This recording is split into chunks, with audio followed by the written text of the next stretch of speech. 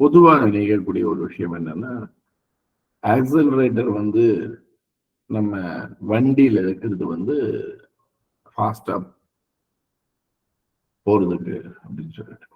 அதே போல பிரேக் வந்து வண்டியில இருக்கிறது வந்து வண்டியை நிறுத்துறதுக்கு அப்படின்னு சொல்லிட்டு நம்ம பொதுவா நினைக்கிறதுன்றது ஒரு சாதாரணமா நினைக்கிற ஒரு சமாச்சாரம். பட் பேசிக்கலி பார்த்தீங்கன்னா அது அப்படியே ஆப்போசிட் அப்படின்னு நம்ம நினைக்கிறது தப்பு. ஆக்ஸலரேட்டர் வந்து இருக்கிறது எதுக்குன்னு கேட்டீங்கன்னு சொன்னா வண்டியை நிறுத்துறதுக்கு. பிரேக் தான் வந்து வண்டி நமக்கு தேவையான ஸ்பீட்ல ஓட்டுறதுக்கு பிரேக். இது வந்து ஒரு அடிப்படையான ஒரு புரிதல். நீங்க ஆக்ஸலரேட்டர் பிரஸ் பண்ணாம விட்டீங்கன்னா வண்டி மூவ் ஆகாது. ஆட்டோமேட்டிக்கா இங்க இல்லைன்னா இன்னொரு இடத்துல வண்டி நிற்கும். மேடை வந்துருச்சுன்னு சொன்னா வண்டி ஏறவே ஏறாது. அதே போல பிரேக் அப்படின்றது பார்க்கும்போது வண்டி வந்து ஒரு வகையான ஒரு டிஸ்பிளேஸ்மெண்ட் இருக்கு இல்லையா, ஒரு இடத்துல ஒரு இடத்துக்கு போகும்போது இப்போ பிரேக்கை பயன்படுத்தி இன்னும் கொஞ்சம் அந்த நம்ம ஸ்பீட் அதிகப்படுத்துறதுக்கு பிரேக் வந்து நமக்கு பயன்படுது. ஓகே, அல்லது குறைக்கிறதுக்கும் பிரேக் நமக்கு வந்து பயன்படுது. ஸோ இது கொஞ்சம் ரொம்ப இன்டெப்த் போனா இது வந்து நமக்கு புரியும். ஏன் இதை நான் சொல்றேன்னா,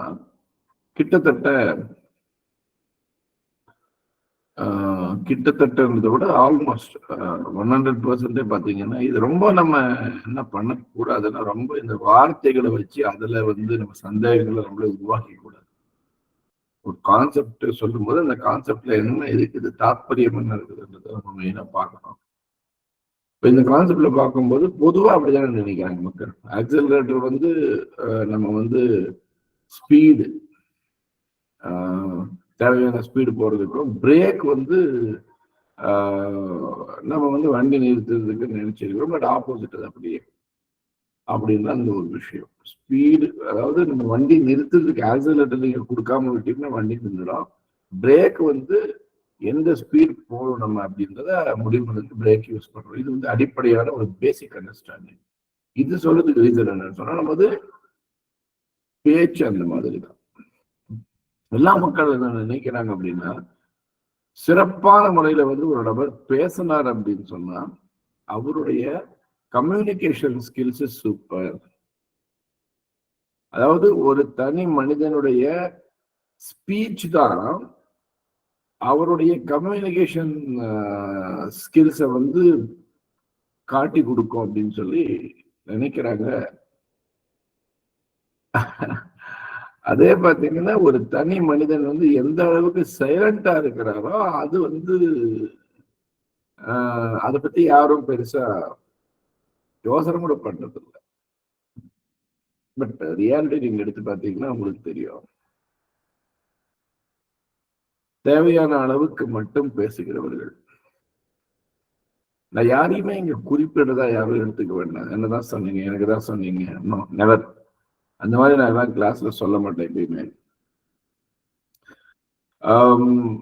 it's a common thing that I am saying. எந்த அளவுக்கு நம்ம பேசுறோம் அப்படின்றத விட நம்ம எந்த அளவுக்கு வந்து தேவையான அளவுக்கு மட்டும் பேசுறோம், எந்த அளவுக்கு பேசாம இருக்கிறோன்றது தான் நம்ம கம்யூனிகேஷன் ஸ்கில்ஸ் அடங்கி இருக்குதுன்றதுதான் நான் சொல்லலாம். ஒரு உதாரணத்துக்கு உங்களை வந்து யாரோ ஒருத்தங்க வந்து இன்வைட் பண்றாங்க ஒரு ஃபங்க்ஷனுக்கு. கட்டாயமா நான் உங்க ஃபங்க்ஷன் வந்துடுறேங்க, ஏன்னா நம்ம உறவு நீங்க இவ்வளவு இன்வைட் பண்ணாதான் நான் வரணும் அப்படின்ற மாதிரியான ஒரு உறவு கிடையாது. நீங்க ஈவன் இன்வைட் பண்ணலன்னா கூட, நீங்க வந்து அழைப்புதல் கொடுக்கலன்னா கூட எனக்கு தகவல் தெரிஞ்சாவே நான் வந்திருப்பேன், இதோட போதும். அதை விட்டுட்டு நம்ம கொஞ்சம் அதிகமா பேசணுன்றதுக்காக ஓ அப்படியா ரைட்டு, நம்ம வீட்டு கல்யாணம் பற்றி நம்ம வந்து வரலாம், எப்படி நம்ம வந்து இது அது நம்ம அப்படியெல்லாம் வாழ்ந்து இதெல்லாம் வாழ்ந்தோம், நம்ம ஒன்னா வந்து சொல்லிட்டு பண்ணும்போது என்ன ஆகும்னா, அது தலைவர்களுடைய மொழி அல்லன்னு சொல்லுவார்.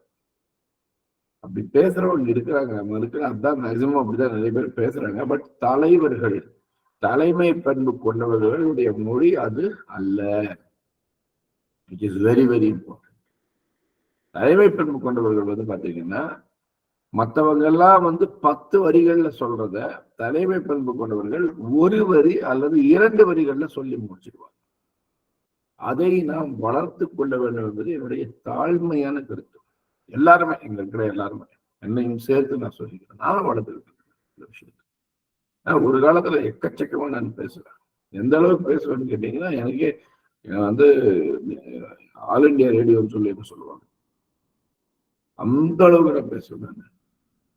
பட் அந்த ஒரு எப்படி நம்ம வார்த்தைகளை நம்ம யூஸ் பண்ணணும்னு சொன்னா, பணத்தை மாதிரி யூஸ் பண்ணணும்.